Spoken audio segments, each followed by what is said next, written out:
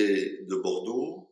Je suis très heureux d'être avec vous. Je remercie tout d'abord votre pasteur qui me donne l'occasion de m'adresser à vous par visioconférence et ainsi vous donner des nouvelles de la mission, de l'action missionnaire. Je voudrais rapidement me présenter. Je m'appelle Gérard Rigard, je suis pasteur des Assemblées de Dieu de France et je suis donc l'un des responsables de l'action missionnaire en ce qui concerne le suivi des envoyés, étant moi-même missionnaire, puisque j'ai été missionnaire au Niger, et puis en Guinée-Conakry, retourné au Niger en famille, et puis nous avons terminé en juin 2019 notre parcours missionnaire au Sénégal.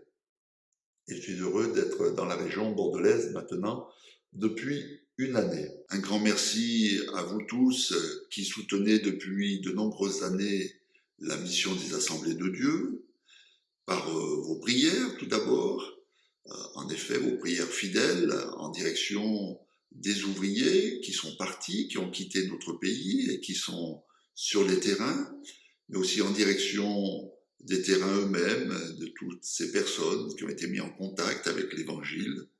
Merci à vous tous aussi qui avez été fidèles dans vos dons et qui avez soutenu ces missionnaires au travers de l'action missionnaire et qui avait permis en effet à nos frères et sœurs d'être libres dans leur travail, dans leurs tâches, en se consacrant pleinement à l'œuvre à laquelle le Seigneur les avait appelés.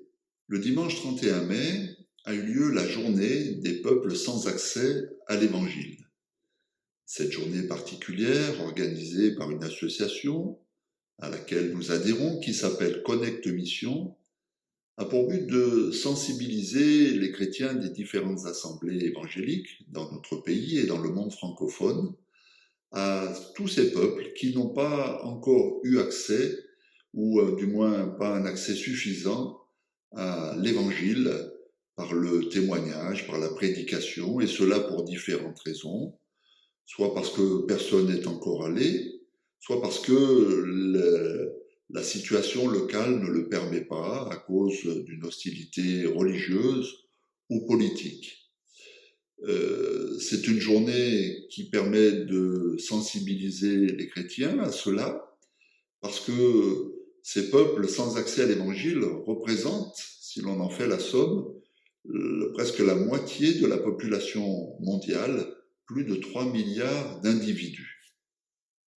Pour vous donner plus de précisions sur ces peuples sans accès à l'évangile, je vous invite à considérer cette carte du monde et principalement des peuples situés entre le 10e et le 40e parallèle de ce grand bloc que constitue l'Afrique-Asie.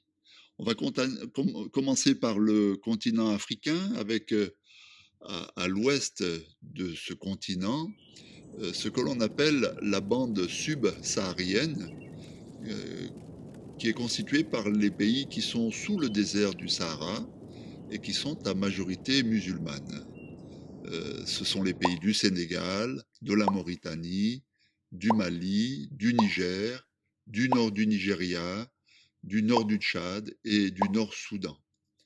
Sur ce même continent, il faut aussi considérer toute l'Afrique du Nord, où la prédication de l'évangile, le témoignage chrétien est très difficile à développer. Il s'agit du Maroc, de l'Algérie, de la Tunisie, de la Libye et une bonne partie aussi de l'Égypte. En se dirigeant vers l'Est, on arrive dans la région du Moyen-Orient avec bien sûr toute la péninsule arabique, l'Arabie saoudite, le Yémen, Sultanat d'Oman, mais aussi la Syrie, l'Irak. Et puis on peut encore aller plus loin avec les pays d'Asie centrale tels que l'Iran, l'Afghanistan, Turkménistan, Pakistan, etc.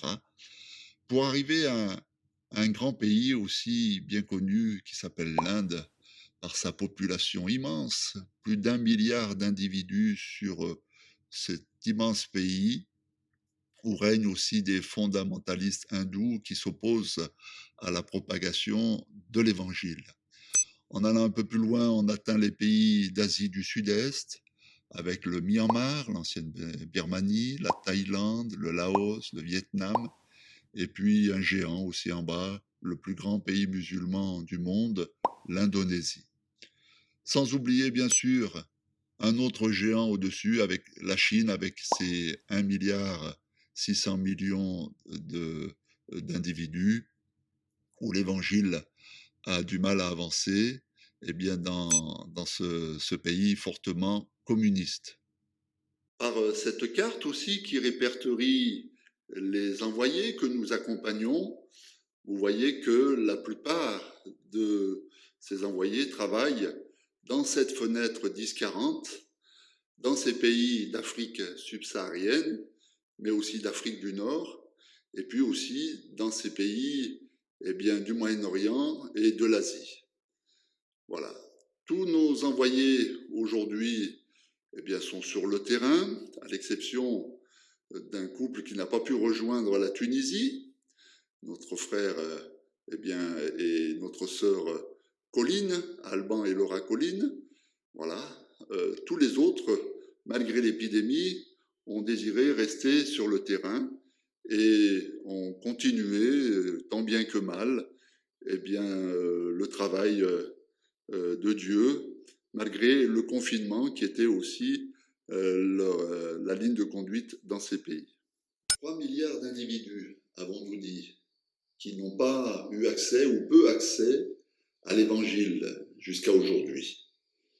Et pourtant, Jésus qui nous laisse cette parole dans Matthieu 24, verset 14, « Cette bonne nouvelle du royaume sera prêchée dans le monde entier pour servir de témoignage à toutes les nations. À toutes les nations. Alors, dit Jésus, viendra la fin du temps des nations et le Seigneur enlèvera son Église et puis les événements des temps de la fin s'accompliront. Mais en attendant, il faut que cette bonne nouvelle serve de témoignage à toutes les nations.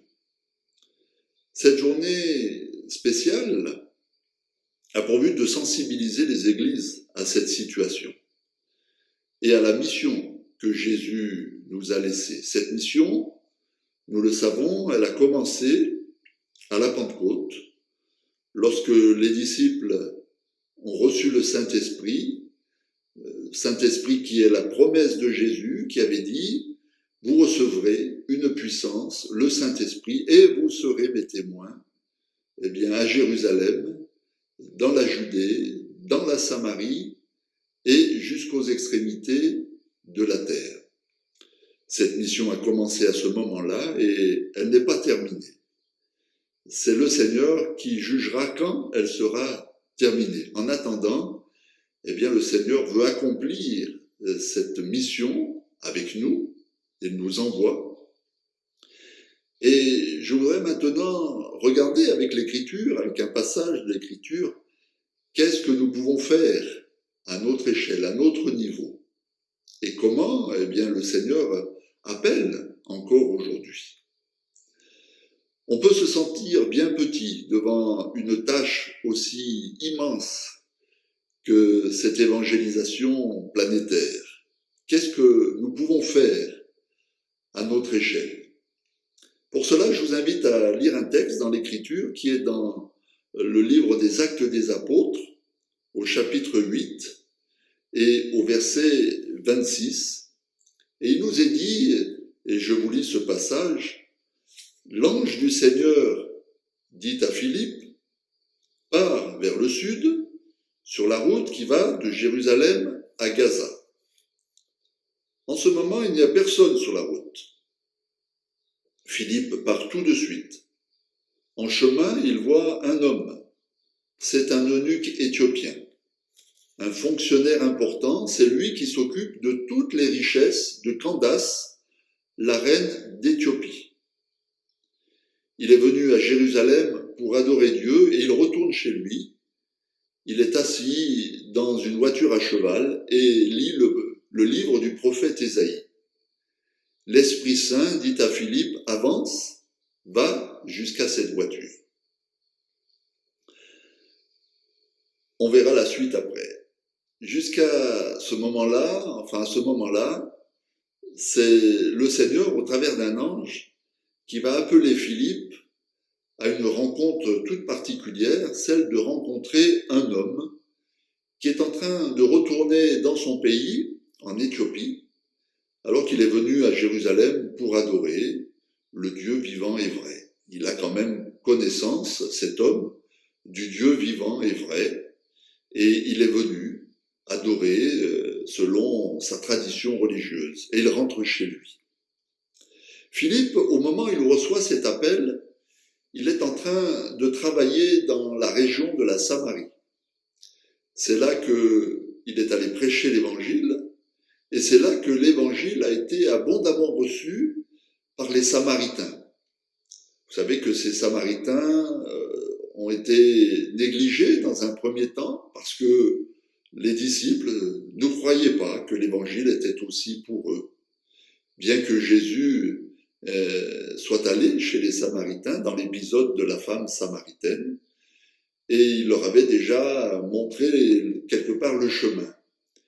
Mais Philippe, après la Pentecôte, est allé dans cette région de la Samarie et il a prêché le Christ. Et il nous est dit que là, beaucoup de personnes ont reçu le Seigneur, beaucoup se sont engagés pour Jésus-Christ, se sont repentis, se sont fait baptiser et sont devenus l'église naissante de la Samarie. À tel point même que Philippe a fait appel à deux autres apôtres, Pierre et Jean, pour qu'ils viennent aussi leur imposer les mains, pour qu'ils reçoivent le Saint-Esprit, et pour qu'ils soient aussi témoins de ce que le Seigneur était en train de faire chez ces Samaritains. Il y avait donc beaucoup de travail en Samarie pour ce serviteur de Dieu qu'est Philippe. Et voilà, cet homme activé dans tout ce travail, n'est-ce pas, d'évangélisation, d'enseignement, peut-être même de formation. Il y a du travail pour un homme et certainement même pour plusieurs. Il est bien occupé, Philippe. Il y a de quoi faire. Et malgré tout ce qui est à faire et tout ce qu'il y a à faire, voici que l'ange du Seigneur l'appelle de la part de Dieu et lui dit de partir, de quitter la Samarie et d'aller sur une route qui va de Jérusalem à Gaza, et une route même qui est déserte. Et là, Philippe doit quitter tout ce travail important et nombreux pour aller rencontrer une seule personne. Le Seigneur est étonnant. Il est capable de demander à un homme de quitter toutes ses activités, ce qu'il est en train de faire, quand bien même il y a beaucoup à faire, pour accomplir quelque chose que lui connaît. Et il n'a pas peur de dépêcher son serviteur Philippe. L'Écriture dit, l'Esprit Saint dit à Philippe, avance, va jusqu'à cette voiture. Philippe y va en courant, et il entend l'Éthiopien qui lit le livre du prophète Ésaïe. Philippe lui demande, est-ce que tu comprends ce que tu lis? L'homme répond, comment est-ce que je peux comprendre? Personne ne m'explique. Et il invite Philippe à monter dans la voiture et à s'asseoir à côté de lui. Et cet homme est en train de lire le passage d'Ésaïe 53. Philippe a obéi au Saint-Esprit. Il a laissé son travail en Samarie pour aller sur ce chemin désert à la rencontre de ce haut fonctionnaire éthiopien, ministre de la reine d'Éthiopie, Candace. Et là, il entend cet homme en train de lire le prophète Ésaïe et l'Esprit lui dit avance, va jusqu'à cet homme. Et Philippe obéit et il entend cet homme qui est en train de lire à haute voix Ésaïe 53, qui parle bien sûr du serviteur de l'Éternel, qu'est le Seigneur Jésus-Christ et ce qu'il est en train d'accomplir ou ce qu'il accomplira pour le salut de l'humanité. Et lorsque Philippe entend cet homme qui lit le prophète Ésaïe, il lui pose la question, est-ce que tu comprends ce que tu lis? Philippe a compris qu'il y a là un concours de circonstances préparé par le Seigneur, et Philippe a compris que cet homme est en train de lire un passage important de l'Écriture qui parle du Seigneur Jésus-Christ. Alors il lui pose la question, est-ce que tu comprends? Et l'homme répond, comment est-ce que je peux comprendre si personne ne m'explique? Et là, il va inviter Philippe à s'asseoir à côté de lui, à monter dans la voiture, comme il est dit, et à s'asseoir à côté de lui. Et là, Philippe va lui expliquer la raison d'être de ce passage et de qui parle véritablement ce passage. 800 ans avant la venue de Jésus, Ésaïe avait prophétisé le sacrifice ultime que Jésus va accomplir sur la croix pour le salut de l'humanité. Dieu a vu le cœur de ce ministre, de ce haut fonctionnaire. Il a vu un homme qui est venu à Jérusalem pour adorer le Dieu vivant et vrai. Il est en train de rentrer chez lui, mais il lui manque quelque chose de très important. Il lui manque la connaissance du seul nom par lequel nous devions être sauvés, et ce nom, c'est le nom de Jésus. Et voici que Dieu a vu le cœur de cet homme, et Dieu n'a pas hésité à arracher quelque part Philippe là où il était, pour l'envoyer sur ce chemin, pour rencontrer une seule personne. Une seule personne. Quelle différence par rapport à la Samarie où Philippe prêchait devant des multitudes. Là, le Seigneur l'a dépêché pour rencontrer une seule personne et témoigner à cet homme-là. C'est le plan de Dieu. C'est le plan de Dieu. Ce n'est pas le plan des hommes. Ce n'est pas un calcul humain qui motive Philippe, mais c'est simplement le plan de Dieu, c'est l'obéissance de Philippe au plan de Dieu. Et Philippe, va quitter tout ce qu'il fait pour témoigner à ce haut fonctionnaire éthiopien. Certains ont dit, c'est la tradition qui le dit, que cet homme aurait aussi témoigné à sa reine, à la reine Candace, reine d'Éthiopie, et qu'ainsi l'évangile serait rentré de cette manière dans le pays d'Éthiopie, par le témoignage d'un seul homme. Et aussi par l'obéissance de ce Philippe, de cet apôtre, du moins ce serviteur de Dieu, Philippe, qui a bien voulu quitter là où il était pour répondre à l'appel de Dieu, obéir à l'appel de Dieu, pour accomplir l'œuvre de Dieu. On peut se sentir petit devant cette tâche immense des multitudes qui, en effet, n'ont pas encore entendu l'Évangile et nous ne savons pas toujours comment les choses vont se faire. L'important n'est pas là. Tout ça appartient au Seigneur. Ce qui est important, c'est d'obéir au Seigneur. C'est être à cette écoute du Seigneur et de répondre favorablement à l'appel de Dieu. Imaginez si Philippe était resté sourd à l'appel du Seigneur, s'il avait refusé d'obéir. Cet Éthiopien rentrait chez lui sans la connaissance de l'Évangile et de Jésus-Christ. Et il a bien fait de répondre à l'appel de Dieu, il a bien fait d'obéir, il a bien fait de répondre à l'appel de Dieu, et ainsi, l'Évangile est allé bien plus loin que ce ministre, nous n'en doutons pas. Et qui sait ce que le Seigneur fera avec notre obéissance. On peut témoigner à une personne, que ce soit auprès ou que ce soit au loin. Et qu'est-ce que le Seigneur va faire? Qu'est-ce que le Seigneur va faire de cela? Que savons-nous? Nous chantions il y a très longtemps un cantique qui disait « Savons-nous le prix d'une âme ?» Des fois, on se dit une personne, par rapport à 3 milliards qui ont besoin de l'Évangile, c'est bien peu. Mais qui sait ce que le Seigneur fera avec cette personne qui a entendu l'Évangile et qui s'est convertie comme ce ministre, puisque si vous lisez la suite du passage, vous verrez que son cœur était prêt à croire, qu'il a accepté le Seigneur Jésus, qu'il s'est converti et même qu'il s'est fait baptiser par Philippe.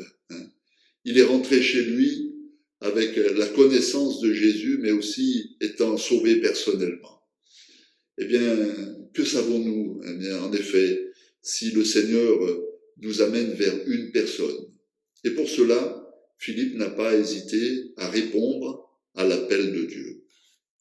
De même que Philippe a répondu à l'appel de Dieu et qu'il est allé en direction de cet homme, ce ministre éthiopien,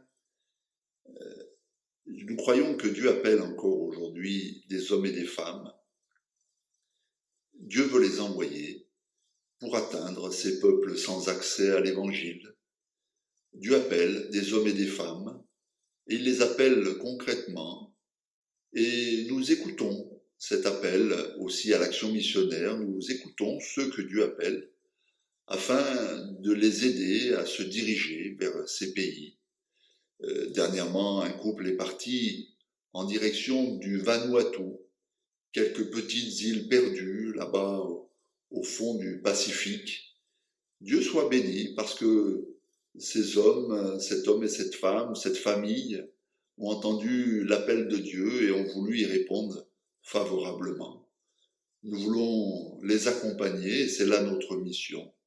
Et nous voulons les accompagner aussi de nos prières et merci pour toutes les églises dont vous faites partie, qui prient pour ces envoyés.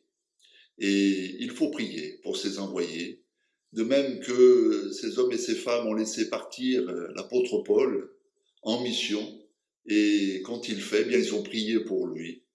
Voilà. Et ils ont donné aussi pour lui, afin qu'il puisse accomplir la tâche que Dieu lui avait confiée.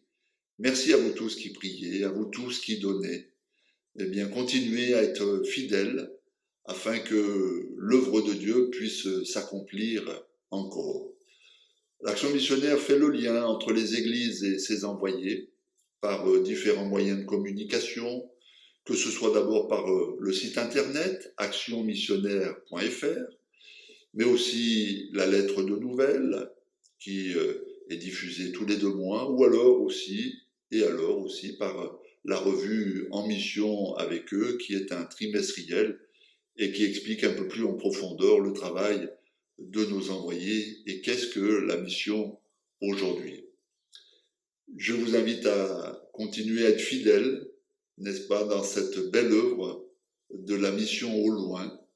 Et merci pour votre fidélité. Que Dieu vous bénisse. À très bientôt.